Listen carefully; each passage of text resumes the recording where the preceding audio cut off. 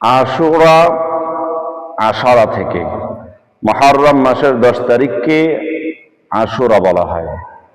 এই আশুরার দিনে আল্লাহ পাক রব্বুল আলামিন অনেক অলৌকিক ঘটনা ঘটিয়েছেন। তার মধ্যে অন্যতম হলো হযরত মূসা আলাইহিস সালামকে ফিরাউন এবং ফিরাউনের বাহিনী থেকে এই আশুরার দিন অর্থাৎ মুহররমের 10 তারিখ নাজাত দিয়েছিলেন।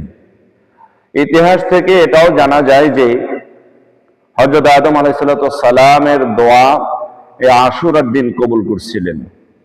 আরো জানা যায় যে হযরত নূহ আলাইহিস সালামের কিস্তি অর্থাৎ নৌকা যদি পাহাড়ের কিনারে এই মুহররম মাসের 10 তারিখ অর্থাৎ আশুরার দিনই ঠেক খাইছিলেন।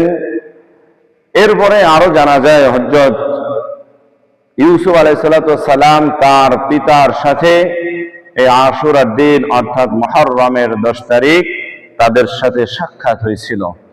এরপরে আরো জানা যায় এই মুহররম মাসের 10 তারিখ হযরত ইউনূস আলাইহিস সালাম মাছের পেট থেকে নাজাত পেয়েছিলেন।